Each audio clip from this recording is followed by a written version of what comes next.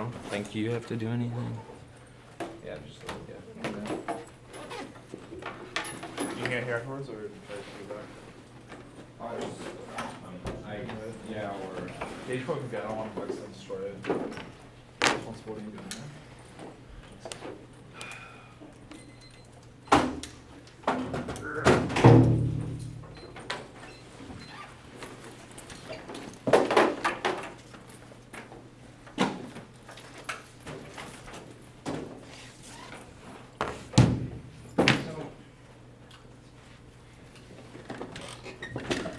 I can flash, yeah.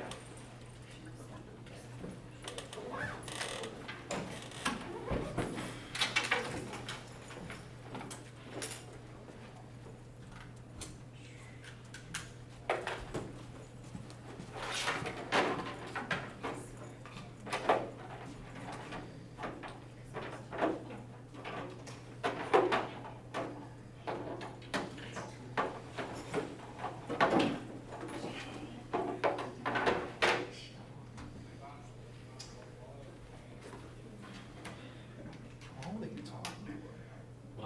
What? How long were they grilling for? Oh, it's been a while. Yeah, it took them like 20 minutes to decide. Yeah, it seems like it was a very close round. Oh, it was one of those. Yeah, it was like it seemed very messy. I feel.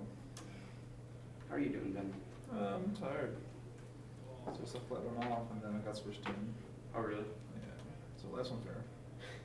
You assume you get that that free time. And then, Yeah, it's absolutely ruined now. yeah, here you go.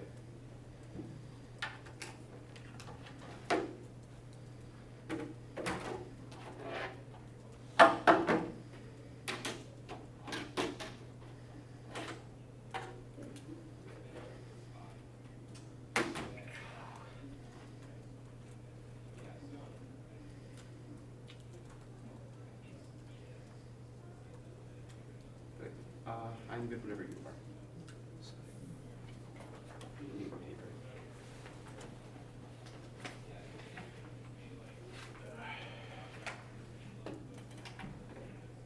You good? Ben, you good? 12 seconds.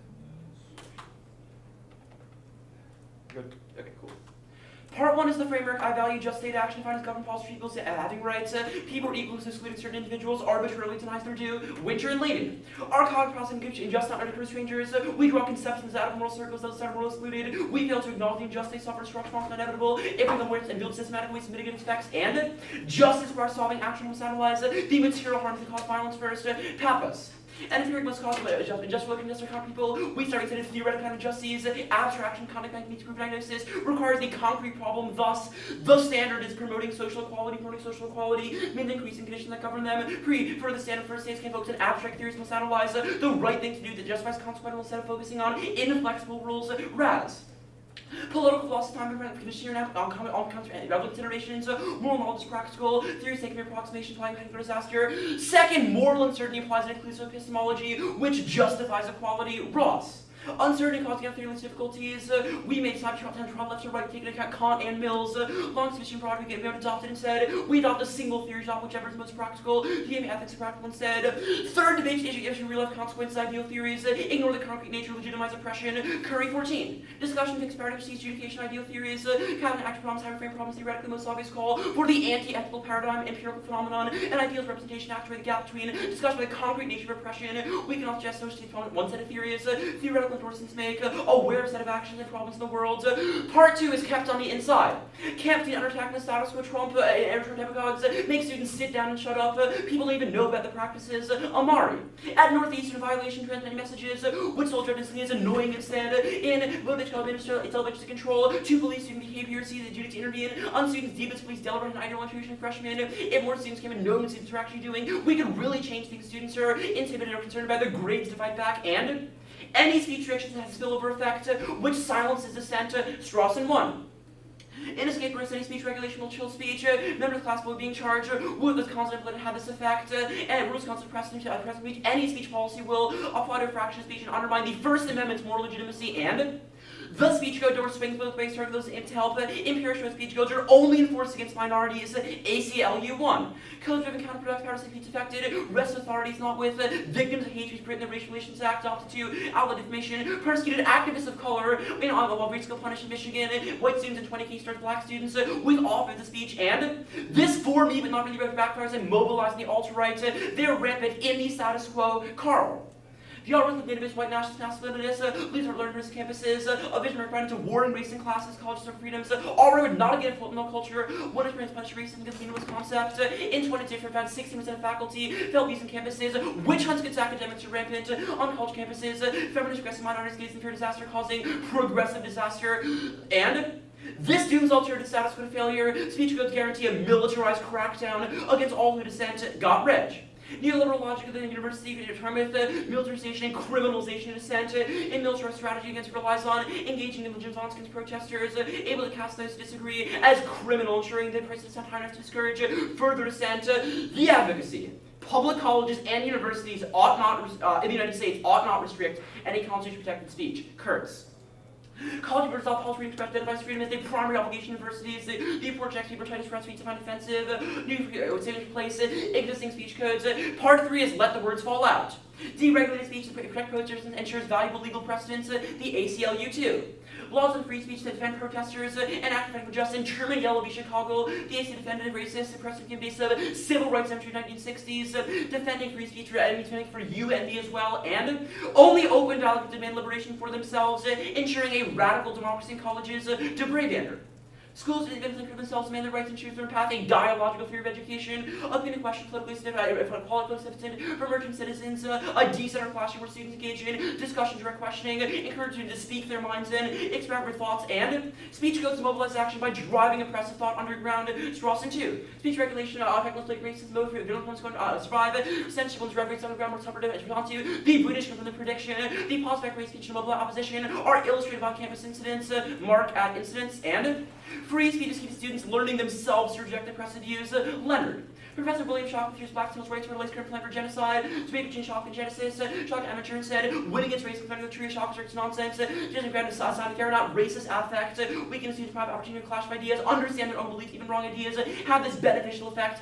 Skip the next card. And speech codes are ineffective at solving hate speech, ACE points psychological evidence, and Britain proved regulation are empirically ineffective and cause backlash. Strawson 3. No precise evidence changes attitudes, so to speech more appealing and persuasive, by virtue of censorship, nor is empirical evidence censorship effective, Britain creates defamations, a quarter century later law strikes neo-Nazi groups, English speech goes unpunished, beats the point they glorify oppressive speakers, which causes martyrdom. Strawson 4. Censorship effective government race speakers' efforts suppression results in getting more implicit but not achieved. When pitting against the government race speakers appear as martyrs or heroes, anxious suppressing speech to increase public interest. Part 4 is the underview. Particularity framing is good, you just requires rectifying actual sorry, I copied paste wrong. Particularity framing is good, even if justice is generally bad, must analyze specific injustice to solve Papa 16. And the injustice, just looking injustice come people, we start experiencing that theoretical injustice, actually, sorry, this card completely pasted wrong. You know what, that's actually fine. Skip the underview, I copy and pasted the wrong card by mistake. Okay, and you didn't, was there another card? Yeah, I skipped Puster and the underview, I copy and pasted the I wrong was card. nearing the underview, did Yeah, everything else was red. I'll just delete this.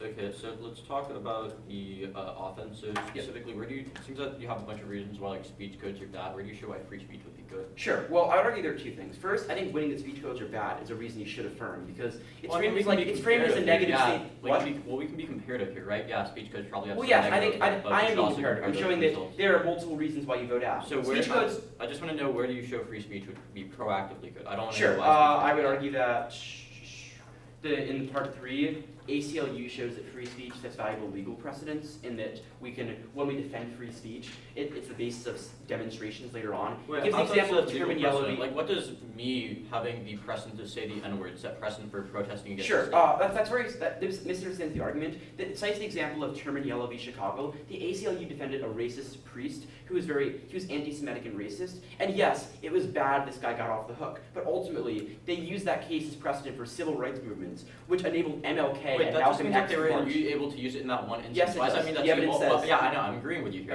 Okay. Why does that mean, why is the logical consequence of that, well, we should use that in other instances? That seems that we can just use the Because it precedent is- for the protests to set precedent for Well, other no, protests. it doesn't work. Laws don't work like that. You can't use a precedent that doesn't exist yet. If the Yeah, the obviously precedent was defending existing. free If they speech. ruled What? in favor of the civil rights demonstrations. It's Yes, just but the was precedent didn't set. exist already, so they couldn't. Yeah, but they it couldn't- exists now, so what's the big deal? Well, obviously, going forward, there are other cases that are also controversial. For example, the movement for gay rights might demand us to have certain cases that we need to be set legal precedents for. So obviously, it's ignorant to assume for us to assume, oh, the precedent's already been set, we should just stop now. Also, below that, DeBray-Bander sets up that this ensures a radical democracy in colleges. We question our practices and demand our own liberation. People can't just be taught to accept authority Yeah, let's talk unflinchingly. about the Ross evidence and the framework. Sure. What do you mean by moral uncertainty? Sure. We can never know comprehensively which ethical theory is completely correct, and a 40-minute framework debate's not going to resolve this. But if we're not sure about ethical theories, we should prefer an inclusive ethical theory that considers other moral truths as well. So at that point, Wait, how do we consider other moral truths? Like, how do we weigh under different frameworks? Sure, my framework justifies why it's a more inclusive epistemology. Social equality is an orientation towards hearing other voices as well, and hearing other people's perspectives. Okay, so where does Ross outline the value of hearing other perspectives? Sure, this says that we need to have a theory that's sufficiently broad. So my framework is Yeah, like that why? Why do we care about broadness? because it says, I'll quote the card, we adopt a single theory, we should accept whichever is most probable. The aim of ethics is practical. Yeah, that seems So- to be, that just justifies like probability weighing, not that we should like No, not like omni No, perspectives it justifies, or, no, like, maximize the amount of views. the syllogism of the card sets up that we cannot know comprehensively which ethical theory is completely correct. So if we're uncertain, we shouldn't adopt a super narrow theory. We should adopt one that's more inclusive, to take How do into you know account what theory different. is more inclusive? Well, Like that seems to appeal to some other metric. No, it doesn't. Social equality is more inclusive, and then it considers Okay, appealing to obviously other that groups. doesn't answer my question. No, it That's fine. definitely does answer your question.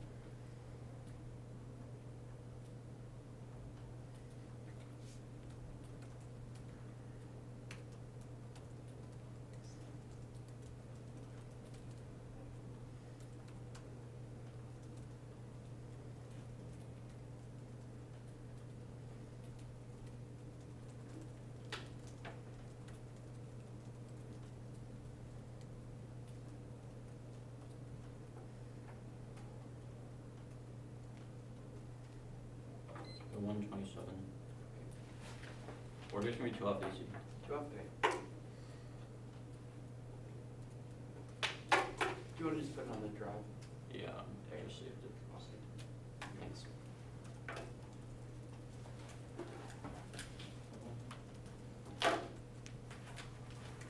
Okay, if that means you're saying. Yeah, of course. Yeah. Has someone ever been like, no, you can't use it? No, I can't say that's ever happened, but maybe one day. I've always wanted to be like, nope, you can't just troll. What's it called? HWR5NC. No, yeah, see.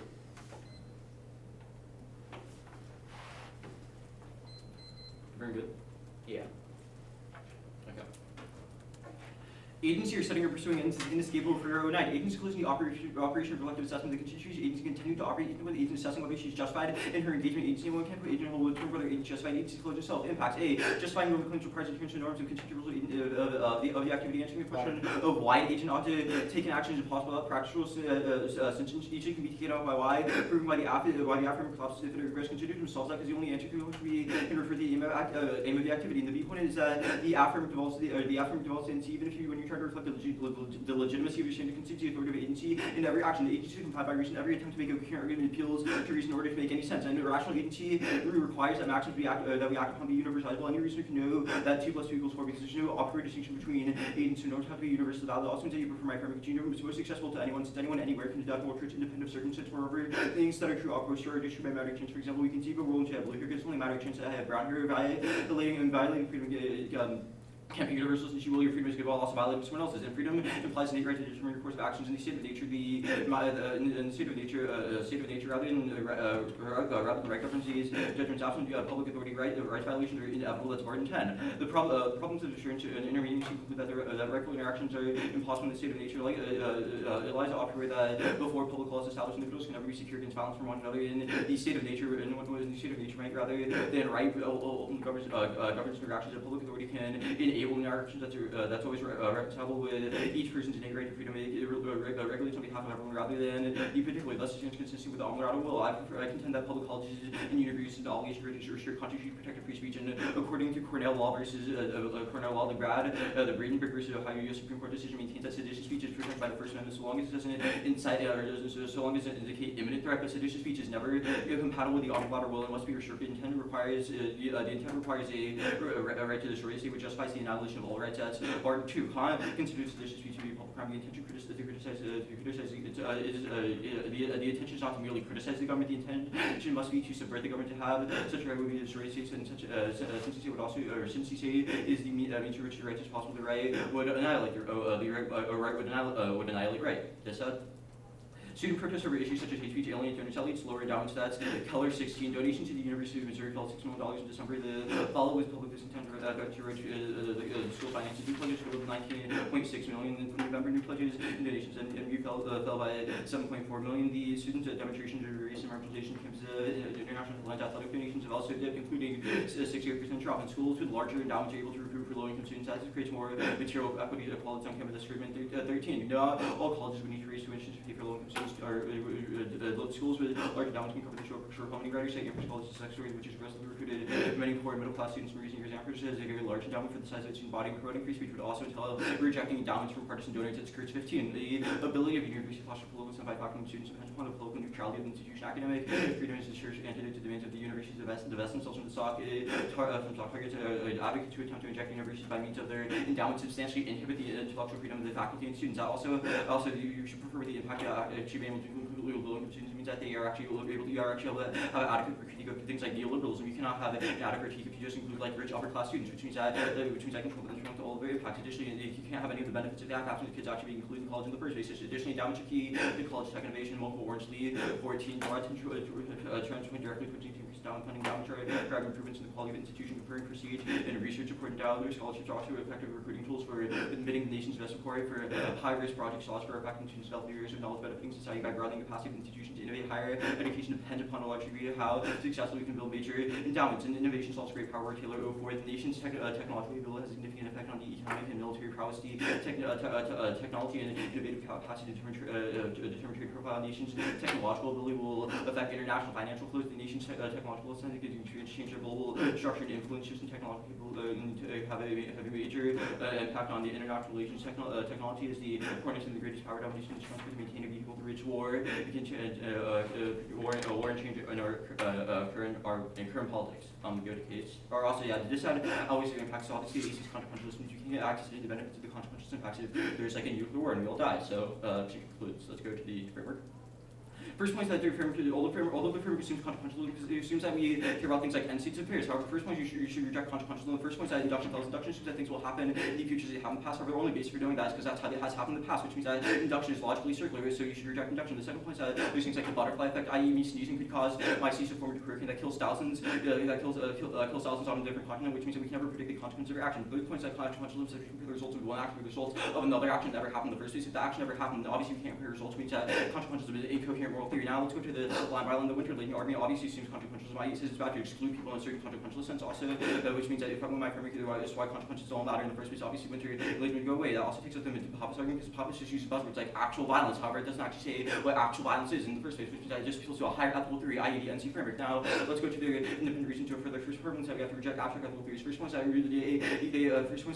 first point is that we can still use reason to, or that things like policymakers would still have to use things like reason, which means that just because you're a policymaker doesn't mean that the triangle no longer has 3 sides, which means you still use things like arbitrary truths, so they have to use the NC. The second point is that the NC is not abstract. We apply our ethical theory to specific scenarios, i.e. in this scenario we should reject just things like seditious speech. The third point is that they are abstract, saying that we should always strive for things like equality, and that's never actually going to happen. Proves that would mean that their argument's a double-edged sword. Now let's go to the moral uncertainty argument. The first point is that my framework is moral uncertainty, so you just use the NC. The second point is that we can't weigh between different frameworks. You can't weigh between things like extinction under utility, violation under content. The second point is that the third point is that even if you can't weigh, then I definitely do outweigh either infinite violations in the state of nature, which means that can't be worse, which means that it's from that framework. That also means that you auto-negate on epistemic modesty, because there's infinite harms under my framework, which means that even if there's a 1% risk, it's still infinity, so you still negate. The second point is that the argument still assumes consequentialism, i.e. because you assume that we weigh things like consequential sense. The third point is that, I guess this is the fifth point. The fifth point is that operator truth would solve. It doesn't matter how many people I talk to. 2 + 2 is 4, which means that your own framework is the reason why we can never have epistemic knowledge or complete epistemic knowledge, which is the reason why you should prefer operator truth, and the independent reason why I would take out your framework. Now go to the career argument. Obviously, this career argument is horrible. It's not a framework justification. It's circular. It says that if we don't account for material conditions, or material conditions get worse. Obviously, that assumes that we care about those material conditions in the first place. So it's that if I do the NC, it takes out your framework. Now over to the AC office. First point is that there's still things like restrictions that are out in the world. They have things like restrictions on fighting words, which means that all the arguments about restrictions are automatically bad or incoherent and mitigate just strength of link to their offense. To their offense. Things like hate speech would still degrade people in their world, so it's linked back to the NC. Okay, that's fine. Ready for cross-ex? Yeah. Let's discuss the NC. What is the brink for tech innovation and great power war? It's a linear disad, so it'd be like Great power war does not seem like a linear disad. What is the? You would increase the probability of great power war. Wait, how can we? But like, great power war is something that will happen between like a sudden event that will happen between 2 actors, right? Yeah, my argument is that you increase that probability. How substantially do I increase the probability? How substantially? Yeah. I think pretty substantially. Like, I don't know what you want me to Where do you show that public colleges have the amount of tech innovation that would solve great power war? Like, I don't think. Sure. So the Leaf 14 evidence would indicate that the way that like endowments specifically are used to drive improvements in U.S. tech and innovation. Sure, that's fine. Which would Your indicate that evidence about endowments and partisan donors, this is about Amherst University, which is a private school. The resolution discusses public colleges. So how do endowments matter for public colleges? Which evidence are you talking about? Are you talking about Friedman 13? Yeah, Friedman 13 discusses Amherst colleges. Obviously endowments are still beneficial for public schools. Where does your evidence say this, though? I mean, it uses the basis of the model of a private school, but that doesn't mean that public colleges don't have endowments. Like, obviously that's a but if they get money from the state themselves, why are endowments as important if it's public colleges? Yes, endowments are not as important, but they're still important, right? But if they're not as the state important, does not cover if it's not as important, how do you? Still high Okay, tuition, that's right? fine. Not everyone can afford a $10,000 Okay, Richard, tuition that's to fine. go to That's school. fine. The NC. Seditious speech is unjustified. What if we live in like an authoritarian dictatorship? Can we criticize that state?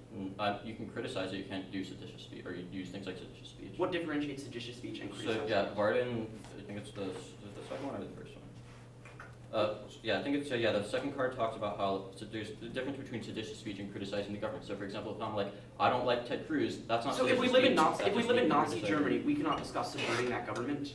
You can't use it in a seditious sense. You can criticize it, Wait, but so you we're can't supposed do, to like, sit there in like Nazi Germany Again, and face Rafi, oppression? you are conflating seditious speech and criticizing the government. No, I'm Those aware. are two very different things. Richard, I understand that. It's not like you just accept the state as is. It's that you can't use seditious speech. Why can't we subvert the government in like Nazi Germany? You can try to push things like reform and change the government, but that is different from seditious speech, Rafi. No, I understand the distinction, Richard. I'm just And confused. my argument is that you can do things like try to change the government. You cannot use things like seditious speech.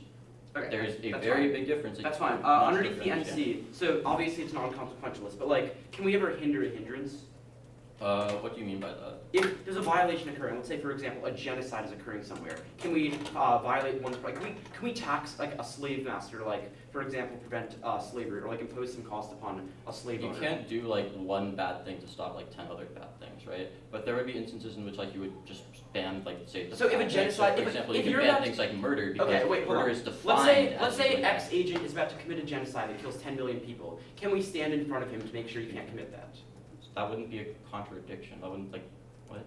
Wait, if If you someone's about to stand in commit, front of me, can you if I block- stand can in front of you, that's can not- No, but can you stop him from pursuing his end of committing genocide and like coerce What do him? you mean out? by stop him? Stop him's pretty big. You Okay, cannot I'm starting. murder I'm him. starting. You I'm cannot starting- murder I'm him starting to crap. stop Can him. you stand? Can you like stand in front of them and prevent them from pursuing their end for the sake of like not causing a genocide? There's a difference between like you're using this in like a very euphemistic sense. Like if you just stand in front of someone, I don't think that's violating their freedom. But you cannot like murder them to stop them That's from fine. committing genocide. Right? Kant would obviously say that's bad.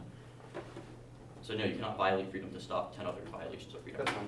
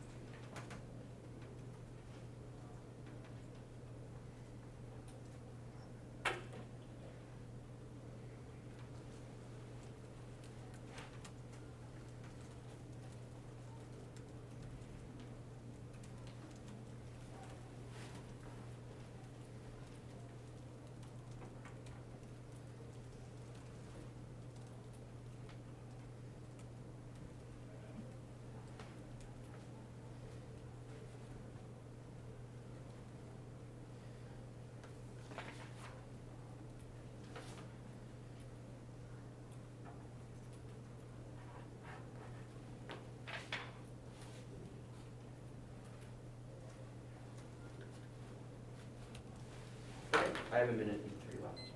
I'll send you all the new words. The order is the case, starting on, I guess, Winter and Leighton, and then straight the framework debate, and then the contention with an overview, and then I'll signpost from there. Okay, it's the same doc as before, just under 1 NR. Here you go.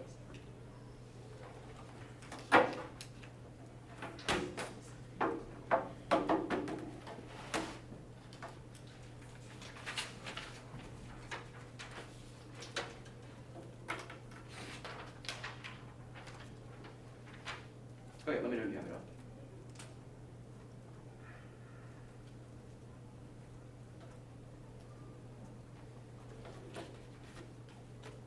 Okay, you have it? So, Winter and Leighton, then straight down the framework debate, then I'll sign this. And then an overview when I get to the contention. Okay, you good? Ben, you good? The framing issues, they put all their eggs in one basket, they have very little offense back to the 1AC, and our uncovering framework extend winter and latent structural balance based moral exclusion, which leaves certain people out of the equation. We can never reduce moral truths. They say we assume consequentialism, clearly not though. It's a reason as to why any ethical theory is impossible absent inclusion, which outweighs your framework. Ace put it indicts your epistemology, even if the NC is true in a vacuum. We can never derive the truth because people are left out of the conversation, which makes their claims non-falsifiable. Visa pointed out ways and actor specificity, even if they would, for example, the NC is true in a vacuum. States cannot leave people out because they would never have justifiability, which is problematic now. Their framework will Reese's induction fails first. Obvious now we can predict certain things. If I drop my pen, for example, I can see that I dropped and see the results of that action, which is obviously given second takes at the NC as well. We can't see if a maxim is universalizable, for example, because that relies on a certain action being taken. So that is the third justification with Curry 14, which has been grossly mishandled by the 1NC. Oppression pattern, any ethical theory, we should always look to it no matter what happens. Otherwise, people are left out of the conversation. You say it assumes my framework is true. I'm going for it as a reason why underneath your framework, the AC offense would logically apply as a reason why the case would turn the NC, because any ethical theory, for example, presupposes inclusion. So even if I lose framework, the AC offense applies now. The advantage. Over to the 1AC, the case outweighs your offense first. It link turns the NC, hindering a hindrance.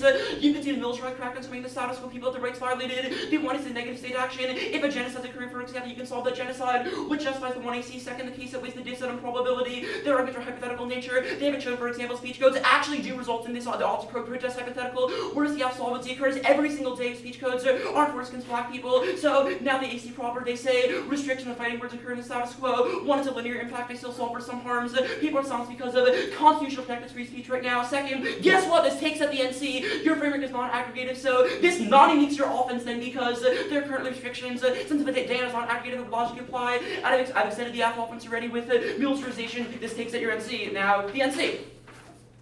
Group the framework at the very top first. Even if constitutivism is agent of action, that doesn't make it normally binding. Agency takes us out. E not 11. Agent care qualification agencies, or they can be agents, non-agent things like constitutive agency similar to otherwise possible skeptic. So what was there to qualify as an agency? Constitutive agencies does not suffice for an arbitrary status. Second, the AC controls the internal. The world is not perfect.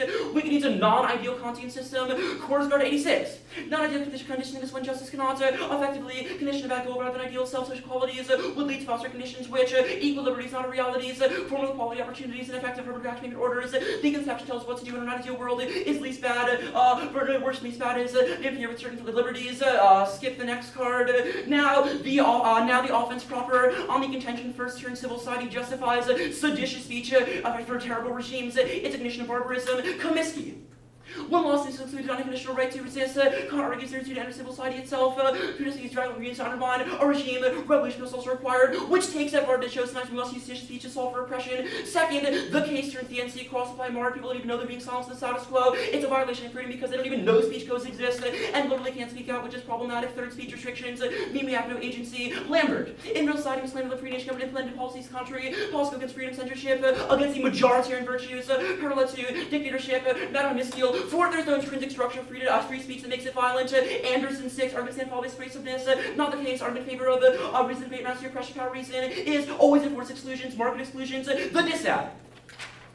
First, endowments are small, don't even go towards scholarship. Rothheim, 12, natural everyone, college administrators, student therapy endowments, let's contend for free schoolers, endowments of $30 million make ends meet instead, hard enough to limit student debt itself, endowments are all cash, endowments are tied by investments, endowments are overwhelmed cash in hand. Second, you'll link the resolution as public colleges, those don't need endowments that occurs as Amber switches, obviously private 3, no, bring protect innovation, this was cross-X, they haven't quantified how much money, for example, is needed, which resolves their offense and proves doesn't actually solve for certain alumni support free speech, Hardicola 16, all for generations, that because college standing administrators, too much we can address the protesters' messages, have flying the face free speech instead, Martin defended, Amber's place free speech, still out sway.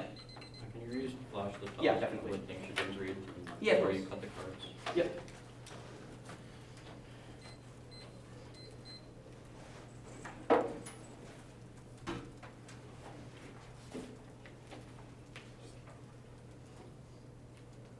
Okay, there you go.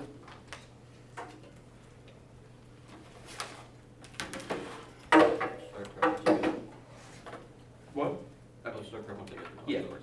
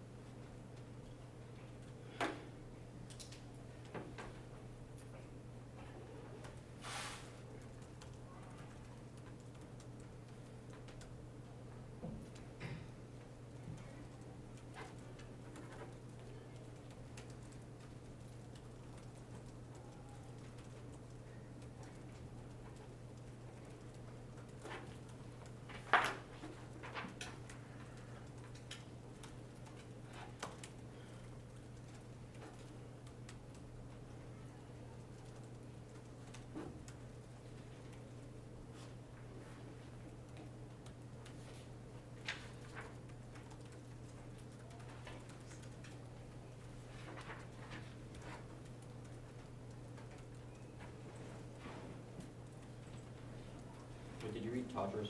Oh, sorry, I skipped, yeah, of course, I skipped. I just read Enoch and Korsgaard. Only Enoch. Yes, I did not read the cards after that. Sorry, I only did the marks, I didn't read the actual cards, but yeah. So you did not read Moland or Tadros? Nope. Yeah, this is right.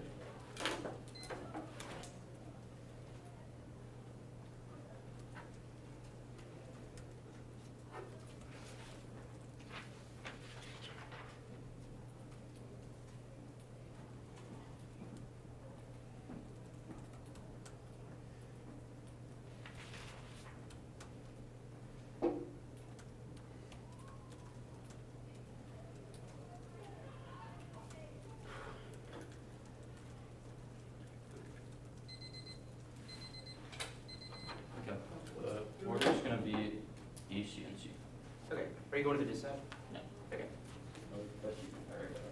What? Okay.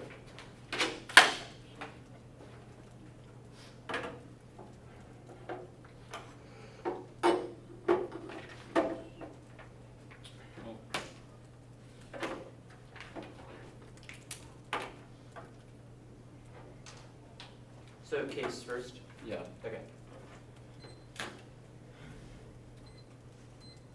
Okay, good. Yeah. Okay. There are a few framework arguments that they can see that are going to make it impossible for them to win this debate. The first problem is that they've only responded to that they've grossly mishandled the reject consequentialism arguments here. Their only response to the three arguments is that we can predict certain things. Cool, we can, even if you think that's true, it is not responsive to the third argument, i.e. it's impossible for us to compare certain actions. For example, if you can't predict things, you can compare different actions. For example, if we can't, consequentialism says we compare the results with one action, but then we compare the results with an action that never occurred. If it never occurred, then we obviously can't compare the action in the first place, which means that it takes out the argument. Additionally, even if you think that we can't predict certain things, there is not responsive to the problem of induction. It is more nuanced than that. I.e., my argument is that you have no basis for being able to justify why you can predict certain things. For example, take the example of dropping a pen. You can say that, oh well, when I let go of my pen, it is going to fall because that is the way that has happened in the past. My only basis for believing that the past will replicate itself is because that is what has happened in the past. However, that is a circular argument because you are saying that, oh, what will happen in the past will happen in the future because that is the way it has happened in the past, which obviously relies on itself. So induction is logically circular. We have simply fundamentally misunderstood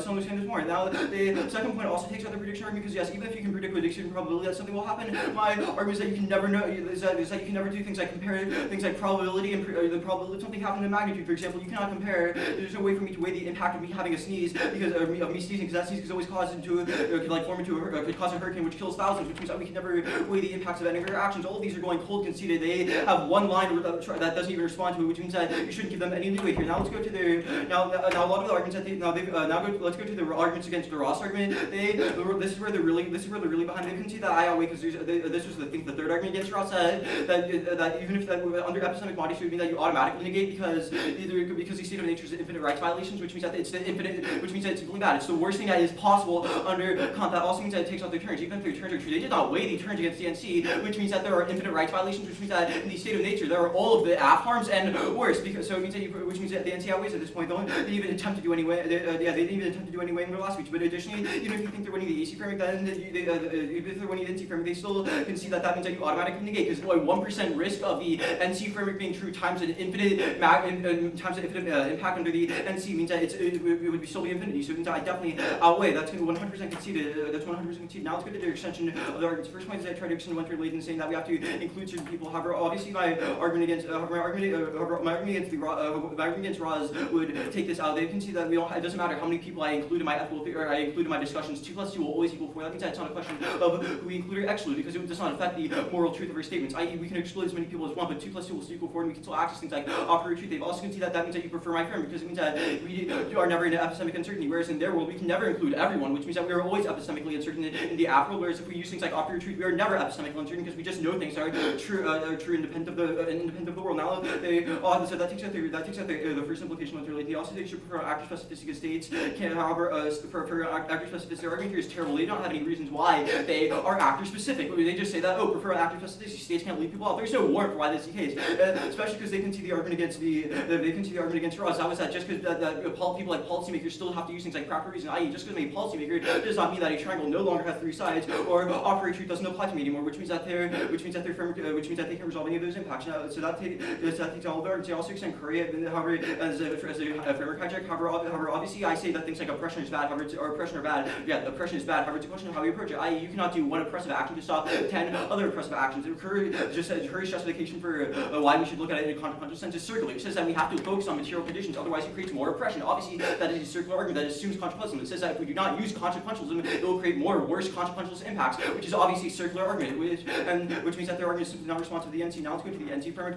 They have 2 arguments against the NC framework, and they can see all of the internal work on the NC. So their first argument is that the inoperant space agency. First point, space agency is not responsive because even if you call yourself a space agency, you still have to use things like operate truth, i.e. 2 + 2 still equals 4 for you. You can say it equals like schmore, but it would still schmore would just be like a representative of the number 4. You're just calling it something different, which means that it would not escape the operate truth of the schema, which means that the argument's incoherent. They also say that read like an ideal theory bad with the course right evidence. However, they can see that they are also ideal. That was the argument. You can cross by that argument on the AC framework. That was that they assume that we can actually include everyone in their world. I.e., they still use some hint of idealism because they say that, oh, we're going to pro absolute equality. Obviously, it can never happen, which means that they are still ideal. The second point is that even if course right is true generally, it does not apply in this instance. I'm just saying, literally, the only thing the NC is saying is that seditious speech is bad, which means that their argument is incoherent, is non-responsive. Additionally, even if you think course right is true, we can at least have a risk of using the AC or the NC framework, whereas they can see that it's literally impossible to use their framework. So at this point, only a risk of the NC being true is a reason why, or the NC being true would be a reason why you negate. Now let's go to the line. They can see that for evidence that agency is inescapable, that anytime you take an action is naturally complied by reason. That they also extend the B point that the app devolves to, using that because the app devolves to NC, because whenever you try to reflect on the app standard, it just means that we conclude universal truth. They can see that truth has to be universal because things like because it wouldn't make sense for 2 + 2 to equal 5 for you, but it has to be the same for everyone. They also can see that the state of nature is necessary for being able to secure rights. Otherwise, there's infinite rights violations because there's no one that can secure us anyone's freedom. Now they can see that the Varden 2 evidence that seditious speech is bad because it leads to infinite rights violations because when you will against a statement, you will the state of nature, which is bad. Now they say that seditious speech is bad because we need seditious speech for bad regimes. Obviously, there's a difference between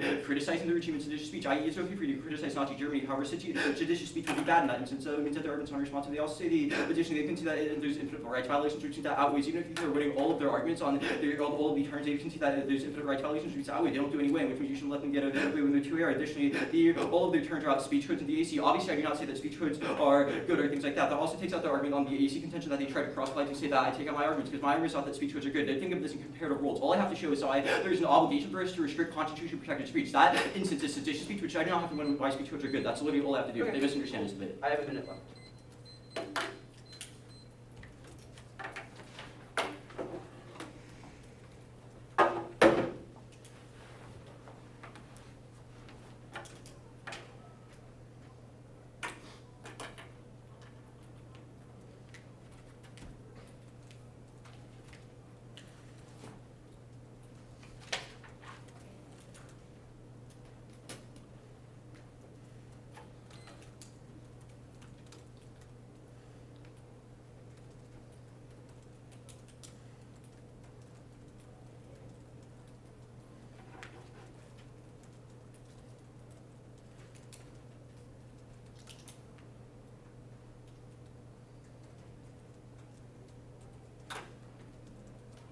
Okay, cool. The order will be the answer I made to his overview and the 1AR, the argument about why restrictions of fighting words would not unique the NC, and then after that, the framework, and then on the NC. But I'm starting on his overview to the case and my second answer. Okay, so say one more time, sorry. Sorry, I'm starting on the argument I made in the 1AR on his overview about why restrictions on fighting words would not unique the NC. I'm starting there. Oh, okay. And then after that, it'll be the framework debate on the AC, and then the NC. Alright. Is everyone ready? The framing issues he put into all sides in one basket on the NC is that are covering a lot of arguments out of the AFA, the interact, namely, the conceded non-unique to the NC coming out of the 1AR. So to my second response to his overview, that fighting words would not unique the NC be currently restriction on free speech in the status quo, that he's also allowing to occur. The NC is non-aggregative. I even slowed down the 1AR to explain this really clearly. Since the framework is non-aggregative, having certain restrictions would also not unique his offense. This is a completely conceded argument, which is terminal deep into the NC, so you would have on a risk of offense because there are currently restrictions. Look, things like fighting words are currently restricted in the status quo. He even said that, which not unique to the NC, because the framework is non-aggregated, which also now the framework debate proper. He says automatically negator epistemic modesty, but I extend his defense for him in the one here against, as I said, for example, he said in the 1 and C, you can't weigh between different ethical theories, which answers back his modesty framing since irresolvable to weigh between those. I concede his defense, obviously he can't go for that as a trick when I concede his framing is irresolvable. He also says auto negates infinite rights violations. My offense shows a rights violation. I say, for example, people silence the status quo, which links to the NC now. The framing to be proper extend winter and latent structure response based on moral exclusion, which is fundamentally flawed. They say we assume consequentialism, but it's in my response.